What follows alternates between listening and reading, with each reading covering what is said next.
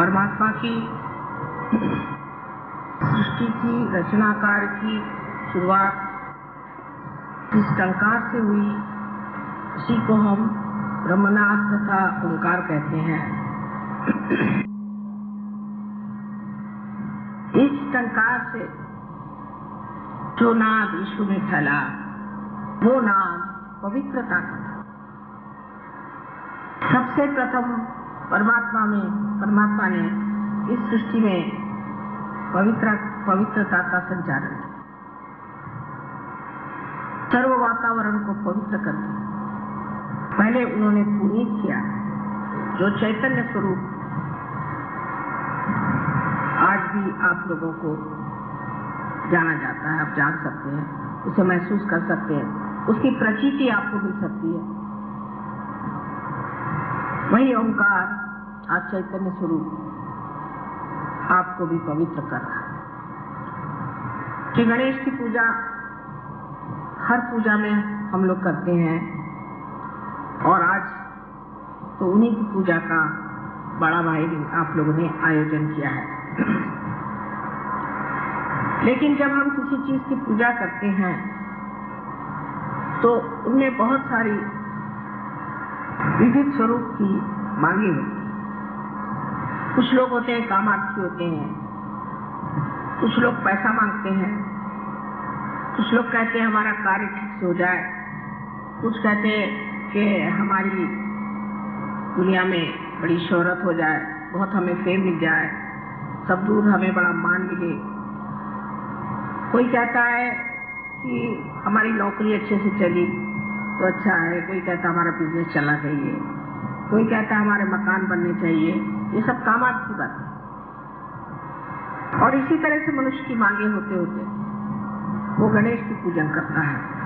यहाँ पर जो सिद्धि विनायक है उसकी भी जागृति मैंने बहुत साल पहले की थी। उससे सब लोग उसी सिद्धि विनायक के पास जाकर के हमें ये चीज दे दो, हमें वो चीज दे दो मांगते हैं। लेकिन ये सिद्धि विनायक ये चीज देने वाला नहीं है, ये वस्तु देने वाला नहीं है। उसके लिए तो बहुत से दुनिया में चमत्कार करने वाले बैठे हैं जो आपको हीरे दे देंगे, पन्ने दे देंगे और आपका सर्वस्व छीन लेंगे। ओंकार स्वयं निराकार, उसका कोई आकार ही नहीं। तो सर्वप्रथम जो श्री गणेश का स्वरूप था वो निराकार। आज हम उनकी साकार में पूजा करते हैं,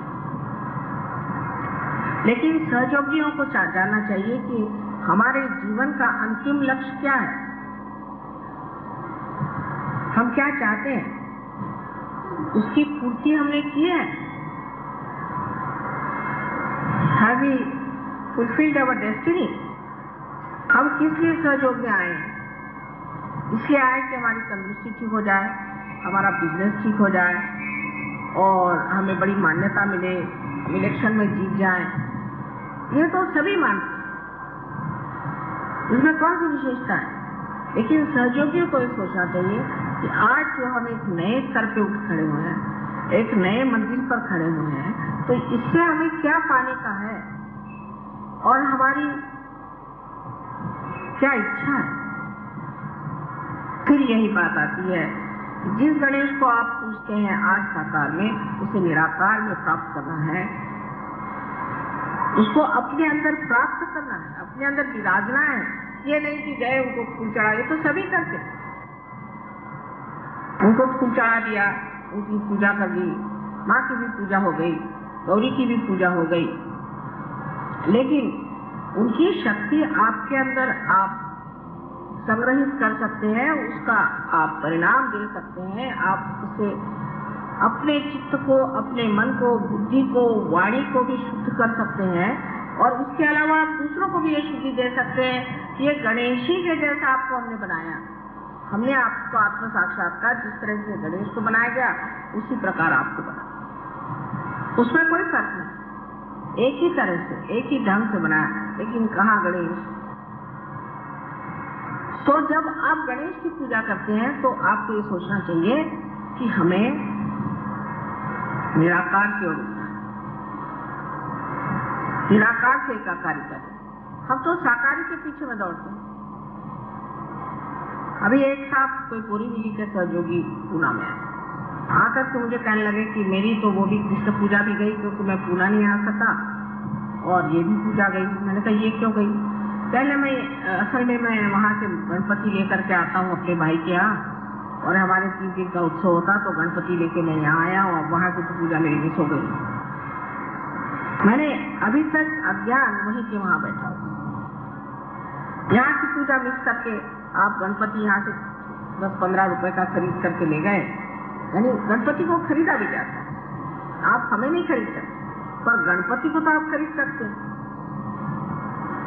और फिर जो गणपति के नाम पे जो धंधे कर रहे हैं, इसीलिए पूना में आजकल बरसात हो रही है, इससे गणपति के वो मार्ग ही बंद होते हैं। और तब तक बरसात होनी चाहिए जब तक गणपति विसर्जित नहीं होता। विसर्जन करने की जरूरत नहीं होनी चाहिए, वही 20 बार से विसर्जित हो जाए। वहाँ के गणपति के मैंने जो किस्से सुने, मैं तो एकदम अवाक रह गई कि श्री गणपति को बिठाया है और उनके सामने शराब पीते हैं, वहाँ बैठ के शराब पीते हैं, गंदे गंदे गाने गाते हैं, उसके आगे गंदे गंदे नृत्य करते हैं, और सब गंदी तरह की औरतें वहाँ जमी रहती हैं और सब तरह के धंधे करते हैं। ये गणपति की विटंबना हो। अब एक ये मार्ग लोकमान्य तिलक ने बताया था कि इसको गणपति को सामाजिक बना दीजिए, और सामाजिकता में जो है आपके सामने एक चीज ऐसी रहेगी जिसके सामने आप बड़े बड़े ऐसे संगीत के या व्याख्यान मालाओं के इस तरह के आप कार्यक्रम बनाएं जिससे लोगों में एक तरह की जागरण हो जाए। ये तो अच्छे भले लोगों को खराबी के रास्ते पर ले जाने की पूरी व्यवस्था ऐसे गणपतियों ने की है, और जितना बड़ा गणपति उतना ही वहां पाप ज्यादा। और ऐसे गणपति के सामने पाप करने से वो क्यों छोड़ेगा? वो इन लोगों को छोड़ने वाला नहीं। अब जब तक हम बैठे हैं ठीक है, लेकिन बाद में वो ठिकाना नहीं होने वाला, क्योंकि वो जानते हैं कहाँ कहाँ काम करना है और कहाँ मेहनत करनी है। और मुझे यही डर लगता है कि होने क्या वाला है। पुण्य पट्टनम जिसे कहते हैं, ऐसे पुणे शहर में एक तो वैसे एक राक्षस बैठा हुआ है, और भी बहुत सारे वहाँ इकट्ठे हो गए। उसके अलावा ये जो गणपति के नाम पर अनाचार शुरू कर दिया है, इसे क्या कहा जाए? क्योंकि परमात्मा से इनका संबंध नहीं। गणपति की पूजा करना है ना, अच्छा गणपति जी बैठ जाएंगे, आप तो बैठे हुए हैं, हमने आपको खरीद के लाया, तो आप तो हमारे हाथ में, आप गणपति को बिठा दीजिए, उनके सामने जो भी करे वो करेगा, क्या तो मिट्टी है, हम तो खरीद के लाए बाजार से, और फिर हमारे हाथ में जब चाहे विसर्जित कर दे। इस मनुष्य के अहंकार ने उसे इतने नीचे तक उतार दिया है कि वो भगवान के नाम पर हर तरह की बुराइयां करते हैं। ऐसे तो आप देख ही रहे हैं कि हर मंदिर में आप जाइए तो वहां पर देवियों के मंदिरों में भूत नचाते हैं, बिल्कुल बेशर्म जैसे, उनको कुछ मालूम नहीं कि क्या आप बता सकती है। आज हम बहुत धर्म करके घूम रहे हैं, लेकिन धर्म का जो हाल है उधर तो किसी को जान ही नहीं। अब धर्म को आप राजकारण में लाने से फायदा क्या, जब धर्म ही नहीं जान रहा। हर एक धर्म में है, एक धर्म में बात हो तो आदमी बात करे कि ये खराब है कि वो खराब है। हर धर्म इस तरह से चल पड़ा है। सो गणपति को जब आप लोग पूछते हैं तो आपको पता होना चाहिए आप सहयोगी हैं, आप योगी जन। ऋषि और बड़े बड़े महान लोगों को भी जो मिला नहीं, वो आपको आज साधारण सर्व तौर पे मिला। सबको मिला, रास्ते पर ले आए, सब कुछ पा लिया। लेकिन जब हम कोई बात कहते हैं तो आप लोग अपने तरफ कभी नहीं देखते। आप सोचते हैं कि मैं किसी और को कह रही हूँ, ये नहीं सोचते कि हम भी उसी में से, कि हमारी दृष्टि कहाँ है। हम क्या सोचते हैं, माता जी देखिए, ये देखिए मैं घर ले रहा हूँ, इसको आप आशीर्वाद दीजिए। अरे भाई तुम हो तो आशीर्वादित होना ही हुआ। अच्छा नहीं माता जी, तो देखिए मेरी चाबी जो है मोटर की, उसको आप आशीर्वाद दीजिए। तो चाबी लिए खड़े, मैं तो ऐसा आशीर्वाद दूंगा कि दूंगी कि गाड़ी चलेगी भी।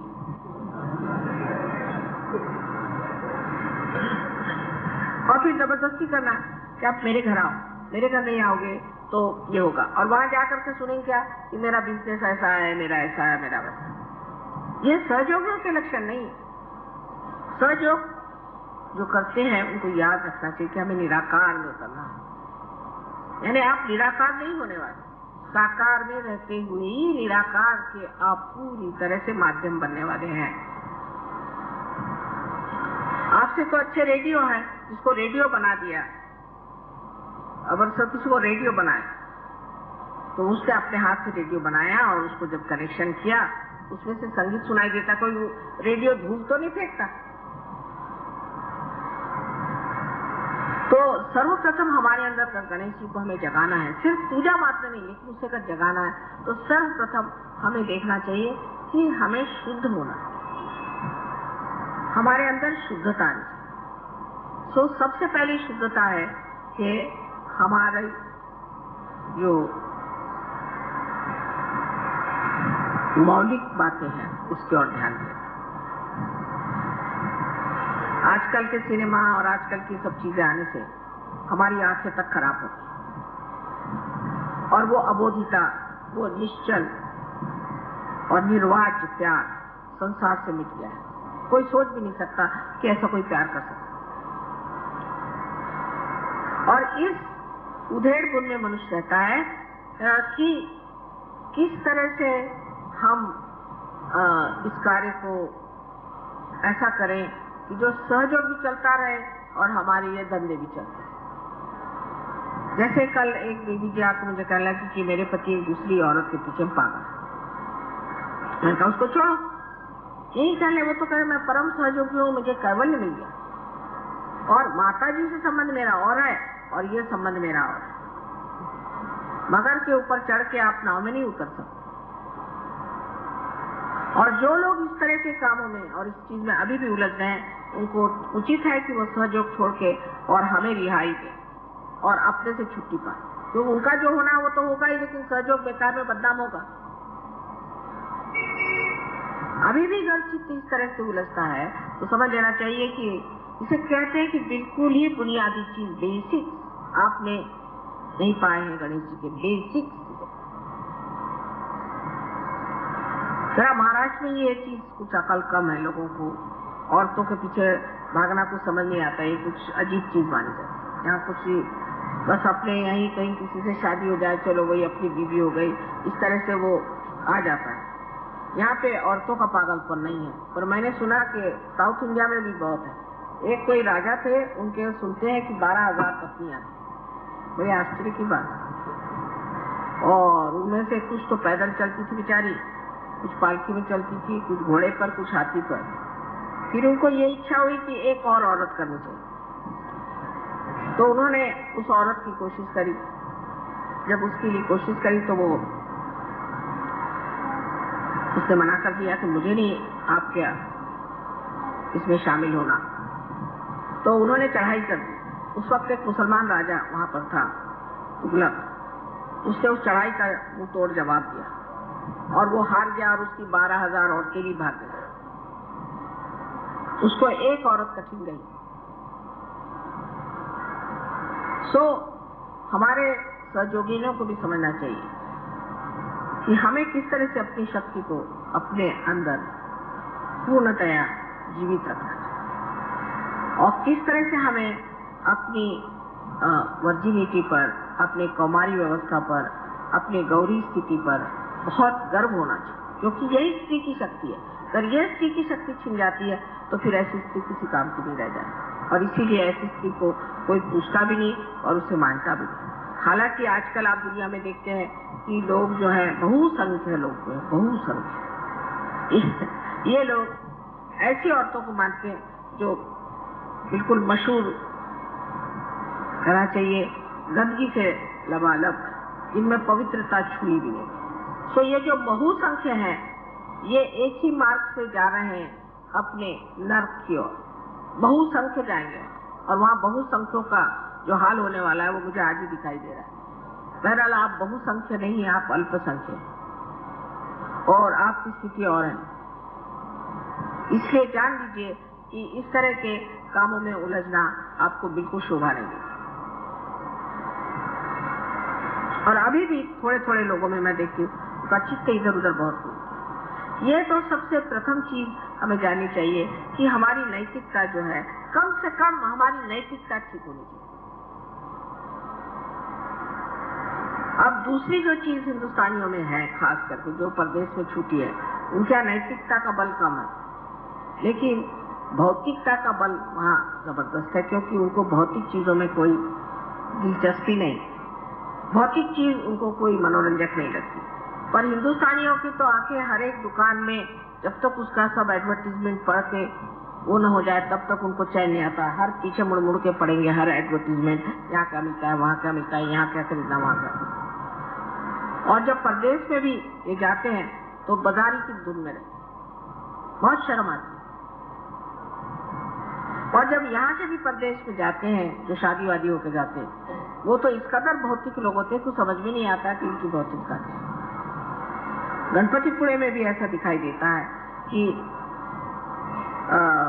लोग यानी ये कि भाई साहब हमें एक चीज मिली है लेकिन अभी तक हमें ये चीज नहीं मिली तो ये भी दे दीजिए। कितना ओछा, सब पैर की ठोकर पे होना चाहिए। तब आपने कहीं अपनी आंख उस निराकार की ओर उठाई कि जहां सारी भौतिकता ठोकर पे। जब तक ये शान आपके अंदर नहीं आएगी तो आप कहां से सहयोगी हो सकते हैं। तुकाराम को देखिए, ठीक है आप जिस पोजीशन में हैं उसके तरह से रहिए। जैसे राजा जनक थे, राजा थे तो राजा बन के रहते थे, पर सब ठोकरों पे चीजें रखते थे। और जब तक आपके अंदर ये भौतिकता बंधी हुई है तो आपका पहला ही जो चरण है वो मंदिर में ही नहीं आ सकता। श्री गणेश ठीक है, माँ है वो देना चाहती है, क्योंकि इसी तरह से तो मैं जता सकती हूँ कि आपको प्यार करती हूँ, लेकिन इसका मतलब नहीं कि मेरे लिए वो बहुत बड़ी चीज है। बहुत बार शब्दों से नहीं कहा जा सकता। मेरे कटाक्ष को आप समझ नहीं पाते, तब हो सकता है चीजों से ही मैं जाहिर करना चाहती हूँ कि मैं आपके साथ हूँ और आप मेरे साथ हैं, आप मेरे बच्चे हैं। लेकिन इसका मतलब नहीं कि आप पागलों जैसे भौतिकता पे लुटे रहे। और कभी कभी तो इतना कमाल होता है कि किसी को कोई चीज दे भी दो तो कहते साहब ये तो चीज मैं पहनती नहीं हूँ, मुझे ये चीज नहीं चाहिए, मुझे दूसरी चीज वैसी मैं पहनती। धन्य आप। अरे भाई, शबरी के जिन्होंने झूठी बेर खाए, विदुर के घर जिन्होंने जाके साग खाया, ऐसे सब महान हमारे साथ लोग हैं और आपके सामने भी हैं, आपसे कोई छिपे नहीं। तो फिर इस तरह की बातें करना, ओछापन, छोटी चीज, अगर माने छोटी सी भी चीज है जी तो वो बहुत ऊंची समझ कर सर पे रखना, ये तक अगर आपको नहीं आता है तो आपकी सारी फैशन और आपके सब बेकार।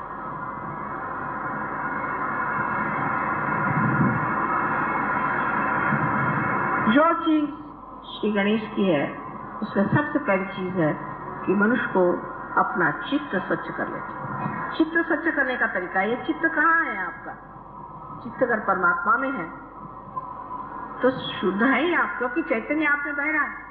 पर चित्त आपका इधर उधर है तो उस चित्त का फायदा जब तक आपका चित्त शुद्ध नहीं होगा तब तक आप ज्ञान को प्राप्त ही नहीं कर सकते, क्योंकि चित्त में ही आपका सारा चैतन्य बह रहा है। चित्त से ही आप जानते हैं। जिसका शुद्ध चित्त होता है सिर्फ विचार मात्र से कार्य हो सकता है, ध्यान देने से ही कार्य हो सकता है, और कभी कभी उसकी भी जरूरत नहीं पड़ती। जिस शक्ति को आप प्राप्त करना चाहते हैं, जिससे कि आपकी अंतिम जो कुछ भी, जिसे आप ध्येय कहिए या अपना लक्ष्य है जिसे आप प्राप्त करना चाहते हैं, वो है ये चैतन्य जिसको आप अंदर बसाना चाहते हैं, जिसके अंदर ये शक्ति है कि जिस शक्ति के कारण आप अनेक कार्य कर सकते हैं। उसको छोड़ करके आप क्या ये बेकार चीजों के पीछे पड़े।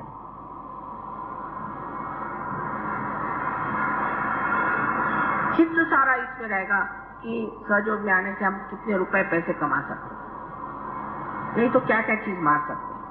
उससे जरा ऊंचे उठे तो इस पे चित्त रहेगा कि हम किस तरह से अपनी बीमारी ठीक कर लें। उसके बाद और चित्त उठा तो ज्यादा से ज्यादा ये कि माँ के दर्शन होने चाहिए। अब हर जगह से, कभी औरंगाबाद से, तो कभी आपके संगमनेर से, तो कहीं से लोग बस आ जमते, दिल्ली से, कलकत्ते से जम गए। हम जान करके, मुद्दाम मराठी में शब्द है, इसका कोई और तो नहीं है, पर्याय नहीं, मुद्दाम जान करके हम आए। क्यों आए भाई? मेरे पास टाइम नहीं है, क्या मुद्दा होना है कि सबसे लड़ाई करने का, कि माँ के दर्शन, हम दर्शन करें। दर्शन तो तुम्हारे हृदय में ही हो सकते हैं। अरे तुमको इतनी शक्ति दे दी, उसके ही दर्शन करो, वो बहुत है। हम तो शक्ति ही है ना, हमें निराकार में तुमने प्राप्त नहीं किया है, इसलिए दर्शन चाहिए। कि बैठ करके घंटों इधर की बात उधर की बात समय बर्बाद करना, क्या जरूरत? शक्ति स्वरूप होने में आप स्वयं शक्ति हो सकते, लेकिन ये रुकावटें कब जाएंगी और कब हम समझेंगे कि हम स्वयं वो शक्ति स्वरूप हो सकते हैं और हमारे अंदर इतनी शक्तियां हैं, उसके अंदर हमें रममान होना चाहिए, जिसके कारण कुछ भी न करते हुए सारा काम हो जाए। लेकिन ये विचार दिमाग में नहीं आ सकता आसानी से। अज्ञान ही नहीं है, सिर्फ अज्ञान हो तो मैं कहूँ ठीक है यार, सिर्फ अज्ञान ही, अज्ञान ही नहीं है, लालच जो जकड़े हुए हमें, और दूसरी ममता, माया, ये मेरा लड़का, ये मेरा बेटा, ये मेरी बेटी। और जिस वक्त आप इसे सोचते हैं तब ये सोचना चाहिए कि हम माँ के भी तो बेटे हैं, उनकी भी तो बेटी हैं, और उनके ही हम आप बेटे हैं। सजोक्या में आने के बाद आपका जीवन बदल गया, आप दूसरे खानदान में चले गए, आपका घर बदल गया, आपका गोत्र बदल गया, आपकी जाति बदल गई, आपका धर्म बदल गया, आप पूरी तरह से बदल करके एक नए हो गए, नए मानव हो गए हैं। वो क्यों? क्योंकि आपकी माँ जो है उसने आपको जागृति दी, तो आप सब पूरी तरह से बदल गए। जैसे एक गणेश जी को बनाने से हमारे हजारों काम, करोड़ों काम हो जाते हैं, क्योंकि उनके अंदर पूर्णतया माँ पे ही श्रद्धा, माँ के ही लिए सब पूर्णतया शरणागत होने की स्थिति है। तो जब तक वो शुद्धता हमारे हृदय में नहीं आएगी, जब तक हमारे मन में हम उस शुद्धता को प्राप्त नहीं करेंगे, तब तक वो शरणागति आएगी नहीं। ये तो ऐसा ही है कि जब तक आप गंगा पर नहीं जाएंगे और उसमें गगरी नहीं डुबाएंगे और गगरी के अंदर अगर जगह नहीं होगी तो उसमें पानी कैसे आएगा? ये सीधा हिसाब। सो जरूरी है कि हम अपने चित्त को शुद्ध करें, और चित्त को शुद्ध करके वो शुद्ध चित्त ही हम अपने माँ को दे सकते हैं। अशुद्ध चीज से तो हमें तकलीफ ही होती रहती है, और जब शुद्ध चित्त होता है तो आपको आश्चर्य होता है कि आप स्वयं ही एक पुष्प की तरह महकते रहते हैं, और आपको देख करके मैं भी बहुत प्रसन्न हो जाती हूँ कि हाँ, क्या मेरा बेटा खड़ा हुआ है, क्या मेरी बेटी खड़ी है।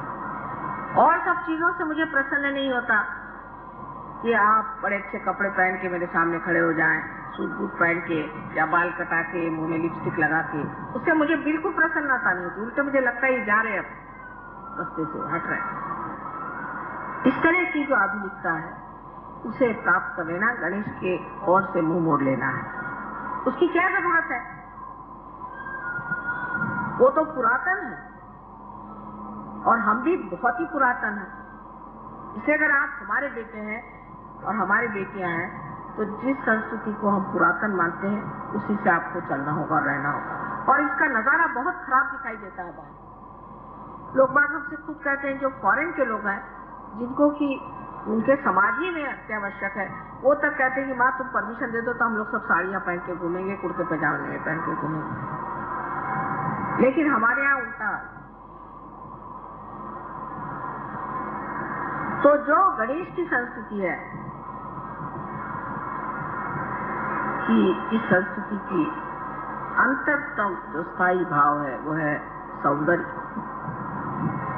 अब आप देखिए, ऐसे तो वो बहुत मोटे हैं, उनके तोंद इतने बड़े हैं, महाकाय हैं, गणेश इतने मोटे दिखाई देते, लेकिन उनका सौंदर्य क्या है, किस चीज का आकर्षण है? लोकमान्य तिलक ने क्यों गणेश जी की मूर्ति को कितना, ऐसे तो महाराष्ट्र में विट्ठल विट्ठल ही लोग करते रहते सुबह से शाम तक, वहां से विट्ठल भी उठ गए। यहाँ तो विट्ठल की बीमारी है सब, तंबाकू खाकर।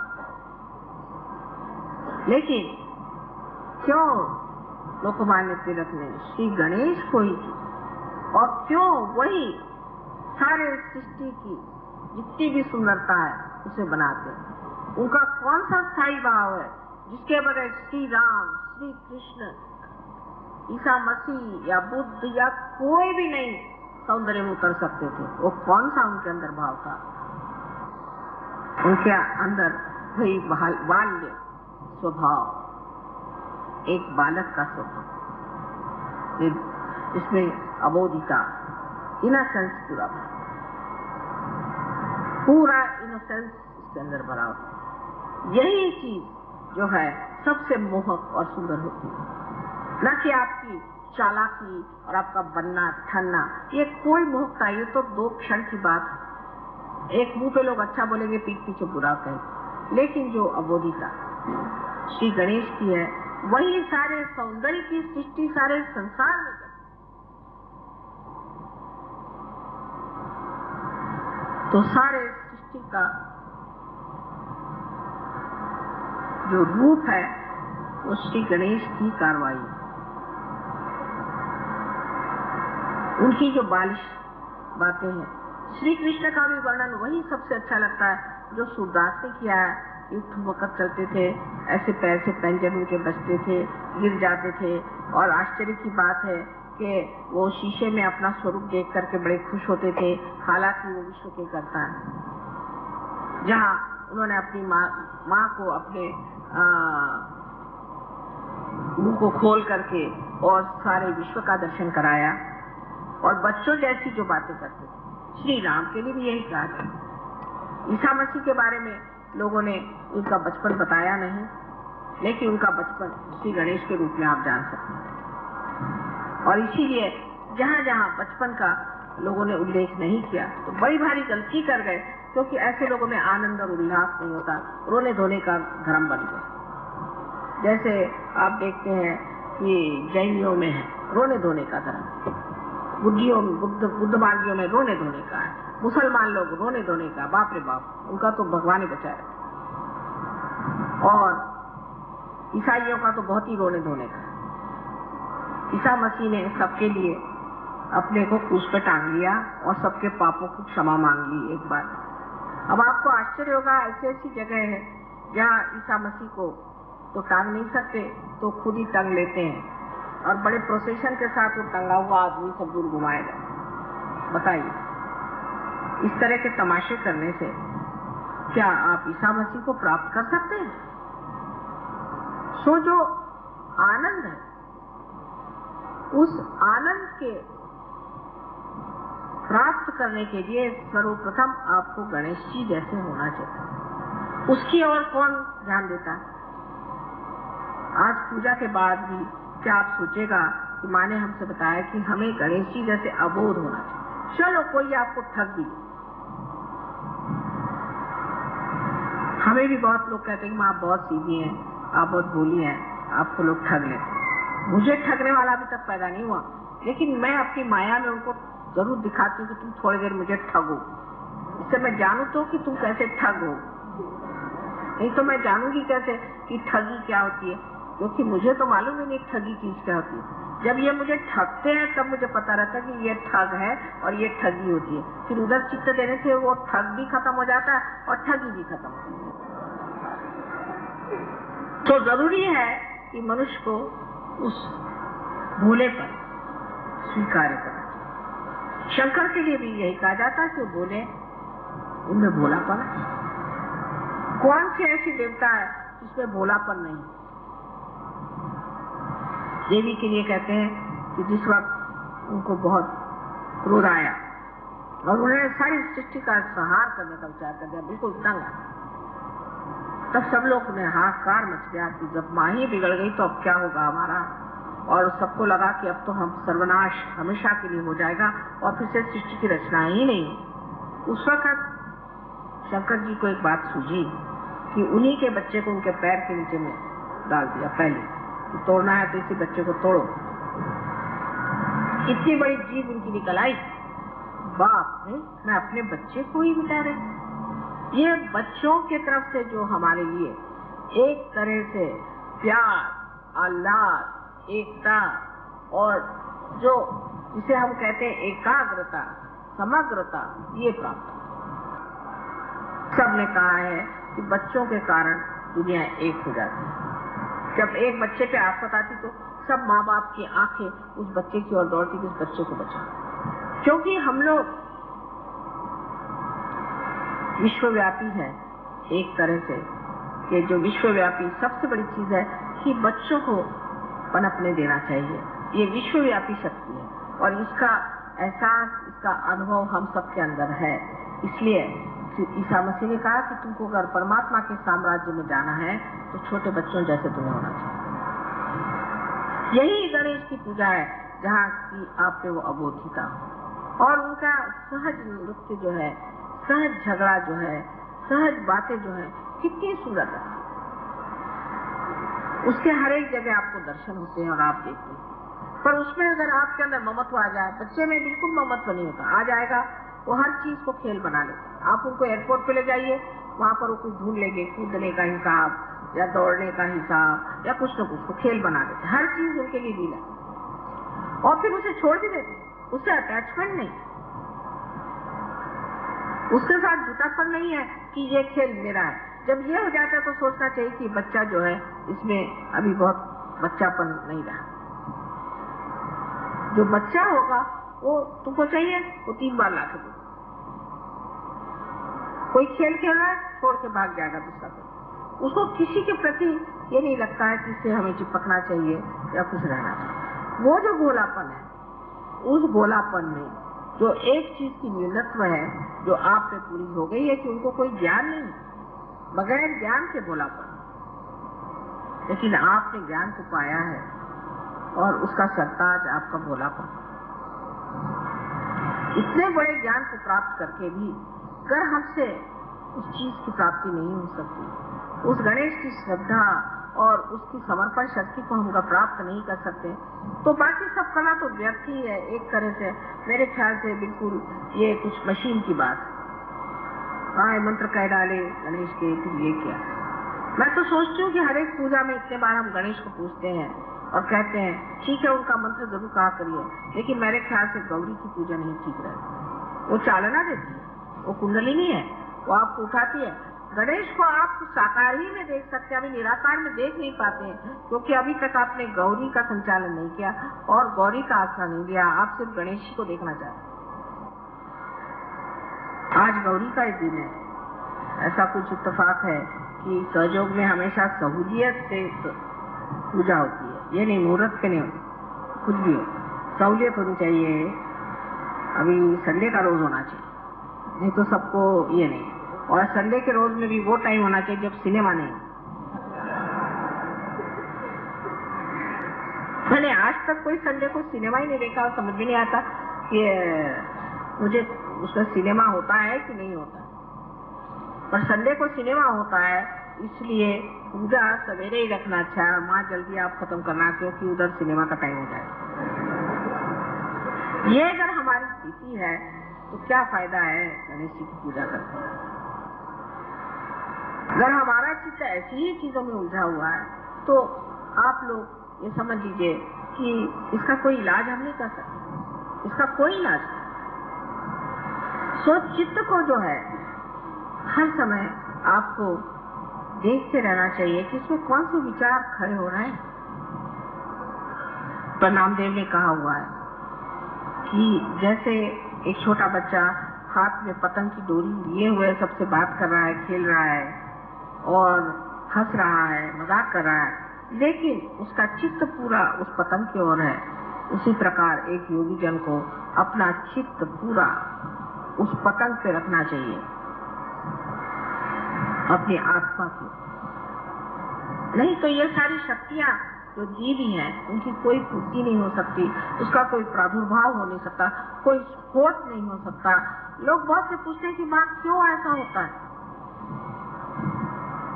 जैसे कि आप जानते हैं कि कोई सी भी स्पुतनिक जैसी चीजें जो कि आकाश में और अंतराल में जो फेंकी जाती हैं, उसका तरीका यही है कि जब एक के अंदर एक बिठाए जाते हैं और जब एक पहला एक हद तक पहुंचता है तो उसमें एकदम स्फोट होकर दूसरे को ढकेल देता है, फिर दूसरा वाला फिर स्फोट होता है, उससे दूसरा ढकेला जाता है। इससे एक्सेलरेट होती है उसकी शक्तियां, माने उसमें एकदम बढ़ावा आता है। ऐसा ही स्फोट हमारे अंदर क्यों नहीं होता? क्योंकि अभी भी हम 10 पैसे में खरीदे जाने वाले गणपति जैसे ही हैं। इस वजह से अगर असली गणपति हो उसका स्फोट होना चाहिए और लोगों को पता चलना चाहिए कि एक एक आदमी क्या कमाल कर है। वैसा नहीं होता है। हम अपनी ही चीजों में उलझे रहते हैं, अपनी बातों में, अपने ही बारे में सोचते हैं और हर समय सोचते हैं कि इसमें हमारा क्या लाभ है सहयोग में आने से। असल में पूरा ही लाभ, पूरा ही लाभ। क्योंकि जिस वक्त आप अपने सिंहासन पर बैठ गए तो पूरा राज आपका ही है। लेकिन आप सिंहासन पर न बैठते हुए हर दरवाजे जाके भीख मांगेंगे तो आप तो भिखारी ही है। आपको सिंहासन बसाने से फायदा क्या? और सिंहासन पर बैठ करके भी आप कहें कि नहीं माता जी को आप थोड़ा रुपया पैसा दे दो, तो इस चीज का क्या अर्थ लगता है? गणेश की शक्ति अगर अपने अंदर जागृत करनी है तो सबसे प्रथम जानना चाहिए कि हमें निराकार की ओर चित्त देना चाहिए, चैतन्य की ओर देना चाहिए और चैतन्य जो हमारे अंदर से बह रहा है उसको देखना चाहिए। जिनका चैतन्य दूषित है वो यही कहेगा मुझे भूत लग गया। क्यों लगा? गणेश को कभी भूत नहीं लग सकता। तुमको तो अपने शरीर में मैंने स्थान दे दिया, ऐसा तो किसी ने किया होगा। और मैं तकलीफें उठाती हूँ आपकी सफाई के लिए, लेकिन आप लोग अपनी सफाई क्यों नहीं कर सकते? और आके लोग कहेंगे माँ मेरा आ गया, पकड़ गया, मुझे अहंकार होगा। क्यों हुआ? जब करने वाला परमात्मा है फिर आपको अहंकार क्यों? उसकी वजह यह है कि अपने दोषों को हम नहीं देखते हैं, दूसरों में टाल देते हैं और कह देते हैं कि ये तुम्हारा काम और ये तुम्हारी वजह से। उसके उल्टे श्री गणेश, उनको पता पर चल जाए और मेरी अगर नजर उन पे नहीं हो तो सबको ठिकाने लगा दे। मैं आपसे बता दूं, इतने वो माहिर हैं, होशियार हैं, सतर्क हैं, दक्ष हैं। वो जानते हैं कि कहाँ पर कौन बैठा है, कैसे। मुझे सब मालूम है, ये नहीं कि मुझे नहीं मालूम, लेकिन मैं सुरक्षित रखना चाहती हूँ आपको। लेकिन वो नहीं, वो कहते हैं ऐसे बेकार लोगों को क्यों माँ के पीछे लगाना, वो तो ऐसे ठिकाना कर दे। लेकिन सबसे बड़ी चीज जो मुझे समझ नहीं आता अब भी, कि ये सब होने के बाद आपकी वाणी शुद्ध नहीं। वाणी में बहुत से लोग गालियां देते हैं, अभी भी सहयोग में खींचते हैं, चिल्लाते हैं, जोर से बोलते हैं, उसमें प्रेम माधुर्य कुछ है ही नहीं। इसका मतलब आपकी वाणी भी शुद्ध नहीं। और ऊपर से दाम्भिकता, इसे कहना चाहिए कि ढोंग करना, ऐसा दिखाना कि हम बड़े मुस्कुरा रहे हैं, हम बड़े हंस रहे हैं, बहुत ही खुश हो रहे हैं, और अंदर से तो मैं देख रही हूँ हृदय ही अच्छा नहीं। वो जो असली आनंद का गांधीर्य है, उसकी चमक ही और होती है, और हमसे तो छिप नहीं सकती वो। आप कुछ भी पोत के आइए, हम पहचान जाएंगे आप कितने गहरे पानी में। लेकिन वो किस लिए? हम भी आपको क्यों परखते हैं? किस वजह से परखते हैं? इतनी मेहनत क्यों करते हैं? वजह ये चाहते हैं कि आप लोग सब चमक जाएं। लेकिन जब तक आपके मन में अपना हित न आए, जब तक आप अपनी अंतिम लक्ष्य को पूर्ति की तरफ ध्यान न दें और फालतू चीजों में उलझे रहेंगे और उसी से मुझे तंग करते रहेंगे। मुझसे लोग आर्ग्यू करते हैं, माँ हम आपकी इतनी पूजा करते हैं तो भी ऐसे कैसे होगा? क्यों आपके अंदर कोई दोष नहीं? आप संपूर्ण हैं। ये तुम कहिए कि आप लोग पार हो गए। इस तरह की जब हम बातें सोचते हैं तब हमारा चित्त उठते जाता है ऊपर की ओर, और चैतन्य की ओर हमारे हाथ फैलाए हुए हैं। उस वक्त चैतन्य हमारे अंदर बहना शुरू हो जाता है। और इतना खुश होता है वो कि चलो मेरा स्थान यहाँ मिल गया। जैसे कोई बाढ़ आ जाए इस तरह से पूरा शरीर आलोकित हो जाता है। एक दो आदमियों को आलोकित करना तो बहुत आसान चीज है, लेकिन मैं तो चाहती हूँ कि सामूहिकता से हम लोग इस तरह से बने, क्योंकि आज उसकी जरूरत है। नहीं तो सोचे कि ये समाज कहाँ जा रहा है। एक से चोर उचक के बैठे हुए हैं, सारी दुनिया भर की परेशानियां लोगों को लगी हुई हैं, और इसके अलावा इतनी अनैतिकता, माने घोर घोर कलयुग है। आप अपने बच्चों को इसी में क्या चाहते हैं कि सब कर दें, या आप चाहते हैं कि कोई विशेष महान कार्य के लिए आप इस संसार में आए हैं और उस कार्य को आप करें? हो गया, आपको पैसों का प्रॉब्लम था, सॉल्व हो गया। नौकरी का प्रॉब्लम था, सॉल्व हो गया। और प्रॉब्लम से सॉल्व हो गया। आगे क्या? अभी लालच खत्म ही नहीं हो रही, और उसके लिए भी मुझे परेशान करना आज समय बिल्कुल उचित नहीं। सिर्फ मुझसे प्रश्न सहयोग पे ही करने चाहिए, और कोई सा भी दूसरा प्रश्न करना गलत है। और वो भी प्रश्न बेकार में जानने के लिए बहुत सारी बातें करने की जरूरत नहीं, शांति में ही पूछने से अपने आप आपको उत्तर आ जाए। नहीं तो हर बार आपको मेरा लाउड स्पीकर लगाना पड़ेगा कि माने इसमें क्या कहा, तो औरों में आप में क्या फर्क है। एक साहब मेरे पास आए, कहने मुझसे भगवान बोलते हैं। मैंने कहा कैसे? कहने बस मैं गीता है इसे खोल लेता हूँ, जो पेज खुल जाता है उसमें जो लिखा है उसी से मैं समझ जाता हूँ भगवान ने कहा। मैं कहा वाह भाई वाह, वही हाल मेरा दिखता है। पेज खोल दो, माने क्या कहा, ऐसा कहा। अब ये तो आपके अंदर सृजन शक्ति स्वयं है, आपके अंदर विचार शक्ति स्वयं है, आपके अंदर वो शक्ति है जिससे आप दुनिया को चमका सकते। तब आप क्यों बार बार ये चाहते हैं कि माँ ही इस बात पर बता? आप स्वयं इसका प्रश्न का उत्तर दे सकते हैं। मैंने देखा उत्तर देने के लिए सिर्फ एक मैं ही हूँ। मेरे सामने तो सब प्रॉब्लम ही लोग लेके आते हैं, उसमें ऐसा प्रॉब्लम है, उसमें ऐसा प्रॉब्लम, लेकिन कोई ऐसा नहीं मिलता कि नहीं इसका सोल्यूशन है माँ, आप चिंता न करें हम कर देते हैं। कोई भी चीज कह रहे हैं उसमें सिर्फ शक्ति का संचार होते ही वो चीज कुछ और ही हो जाए।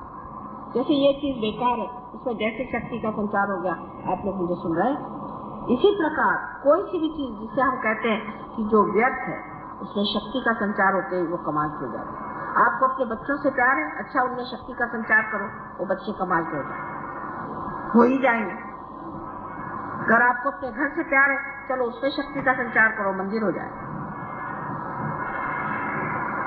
आपकी बुद्धि में अगर कोई दोष है या आपको हर समय सवालात बहुत आप दिमाग में लाते हैं, अपने उसमें शक्ति का संचार करो, सब चीज का उत्तर आपके सामने आ जाएगा। आपको मुझसे पूछने की जरूरत क्या?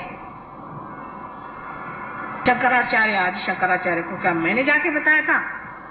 तुकाराम को क्या मैंने जाके बताया था?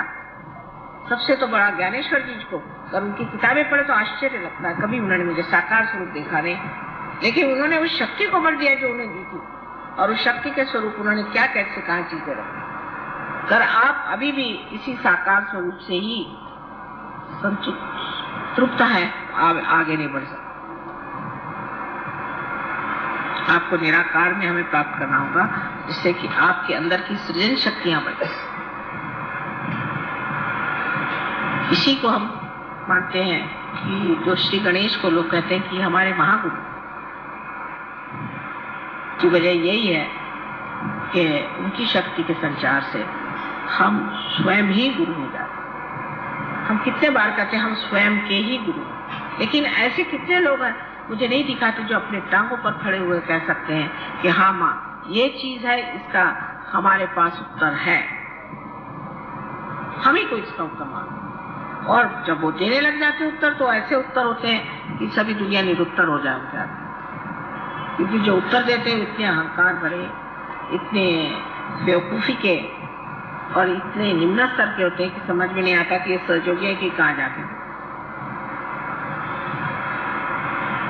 अश्रद्धा वालों को नुकसान होता है, ये बात है, नुकसान भी होता है, और उनको सीखना पड़ता है, उनको बहुत से लेसन्स लेने पड़ते हैं, समझ लीजिए। लेकिन वो भी होने के बाद, वो सब होने के बाद भी आप अगर जिंदगी भर स्कूलों में ही पढ़ते रहे तो आपको नौकरी कैसे मिलेगी? हर ईयर आप अगर फेल होते रहे तो आपको नौकरी मिल ही नहीं सकती। परमात्मा आपको क्यों अपना नौकर बनाएगा? क्योंकि आप कहते हैं प्रभु तुम मुझे अपना माध्यम बना लो। भाई वो भी तो सोचते हैं कि माध्यम किसे बनाया जाए। ऐसे डिफेक्टिव लोगों को क्या जरूरत है माध्यम बना करके हर बार आफत हो? उनकी गाड़ी नहीं चल सकती। हम उनके माध्यम बनने के लिए हमारे अंदर सारी शक्तियां हैं, हमारे अंदर जागृति है। हम उसके बारे में जितना जानते हैं, कोई भी नहीं जानता था। सहस्त्रार के बारे में किसी ने लिखा तक नहीं, वो तक हम जानते हैं। सारी चीज आज हमारे सामने पुस्तक के जैसे खुली हुई है। लेकिन इसका मतलब नहीं कि पुस्तक को पढ़ने से हो जाएगा, क्या मंत्र के कहने ही से आप शक्तिशाली नहीं हो सकते। मंत्र का जो स्थायी भाव पवित्रता है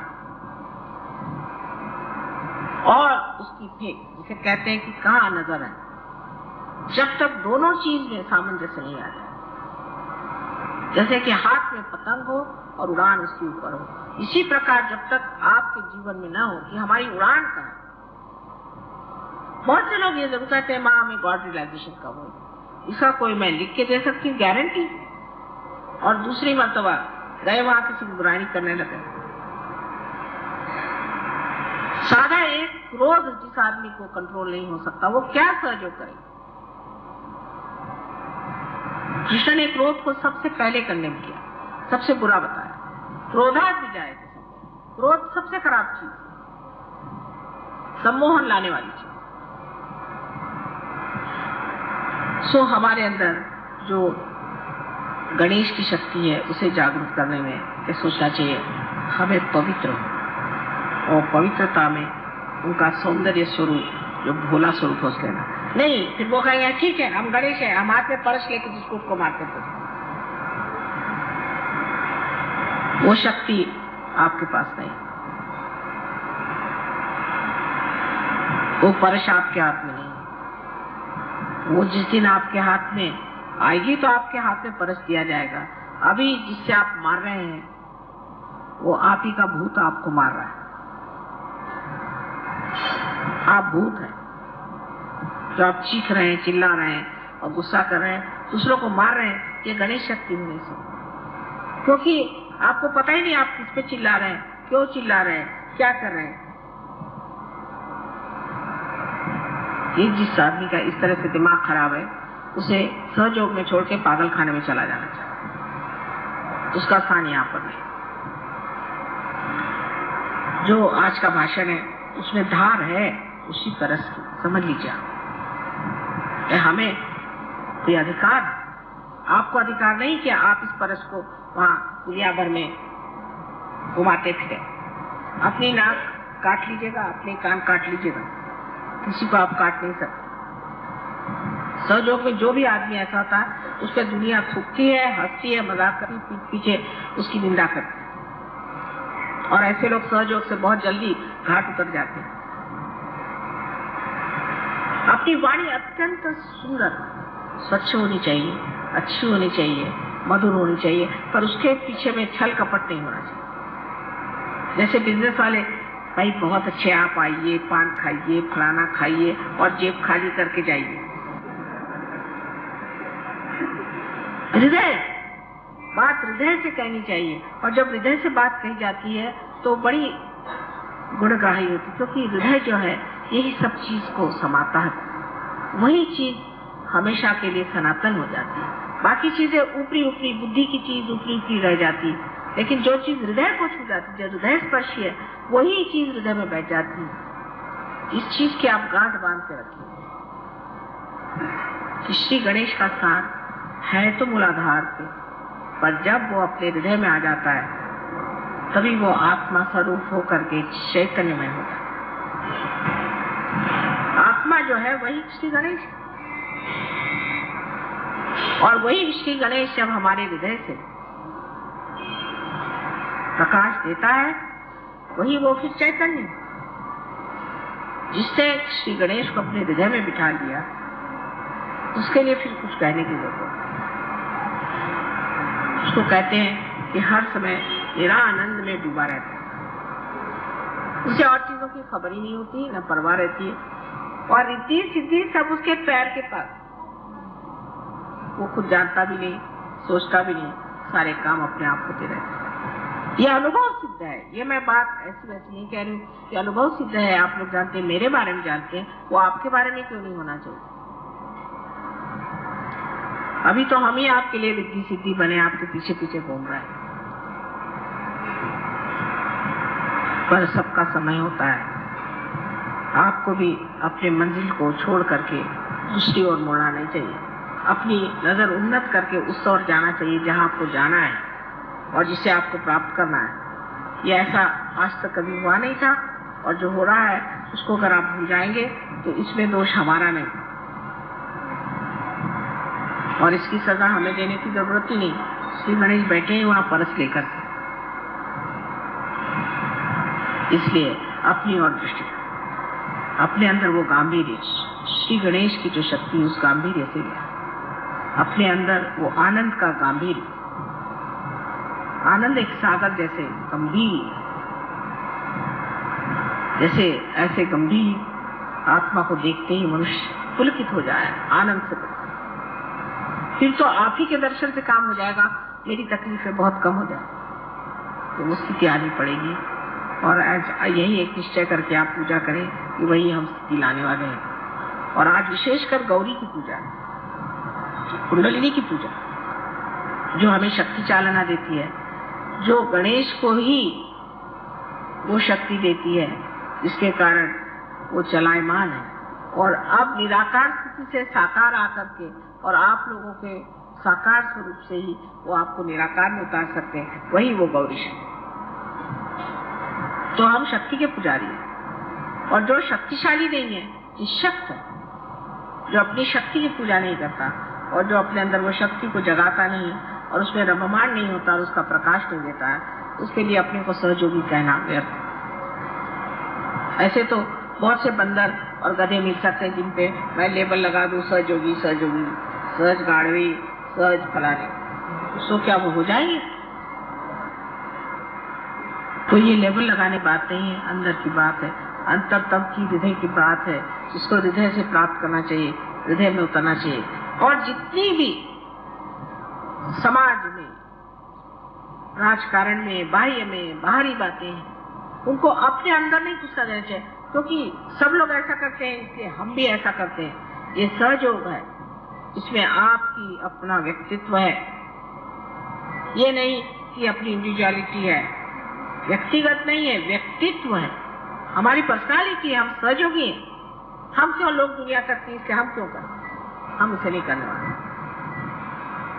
जब तक आप लोग इस हिम्मत के साथ आगे नहीं बढ़ेंगे, सहयोग यहाँ पर कोई पहाड़ नहीं खड़े कर सकता, कोई दलदल शायद खड़ी हो जाए तो हो जाए। माँ के मंसूबे बहुत हैं और मेहनत भी बहुत की, हमने कुछ मेहनत में कमी नहीं की, लेकिन अब चाहते हैं कि आप लोग इधर ध्यान दें और अपने को समाधान में रखें। लेकिन इसका मतलब नहीं है कि मुंह पे मुस्कुराहट लाके हम बड़े समाधानी हैं, नहीं, समाधान को अंदर तौलें। क्या हम वाकई समाधानी हैं? आशा है आप लोग सब पूरी तरह से ध्यान करेंगे और ध्यान की ओर अपना पूरा सर्वस्व लगाएंगे, तभी काम बनने वाला। और जब आपके अंदर खुद ये शक्ति आ जाएंगी, आप आश्चर्य करेंगे कि माँ, हम तो सारे पहाड़ों से ऊंचे हो गए, सारे पेड़ों से भी ज्यादा हरित हो गए, इस पृथ्वी से भी हम विशाल हो गए। जैसे तुकाराम ने कहा था कि मैं तो दिखने में छोटा हूँ, लेकिन आकाश कितना बड़ा हूँ। ये जब तक आपके अंदर नहीं होता तो फायदा क्या सहयोग में आने से? आज की बातों पे आप कृपया ध्यान दें और उधर चित्त करें और पूरे मन से आज यही पूजा करें श्री गणेश की कि हम गौरी माँ के सहायक से, उसकी शक्ति के साथ उस निराकार में उतरे जहाँ हम पूर्णतया आनंद में रहे और हमारे रोम रोम में वो शक्ति ऐसी बहे कि लोग दुनिया में जाने कि सहयोग ने क्या कमालात किए। अपने कमाल को पूरी तरह से हासिल कर लेना से एक्सेलेंस कहते हैं, वो चीज आप में आनी चाहिए।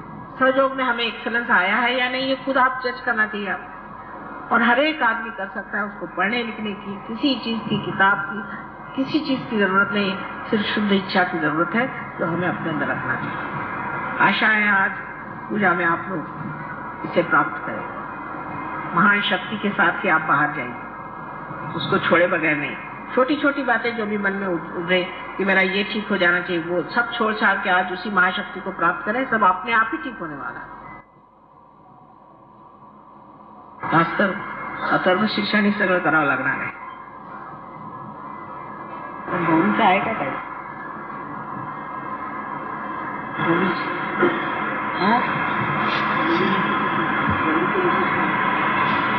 करायला पाहिजे आपण गौरीवर काम करायला पाहिजे। असं झालं गणपतीच्या आणि पुढच्या वेळा गणपतीच्या गौरीचं काम होत आहे।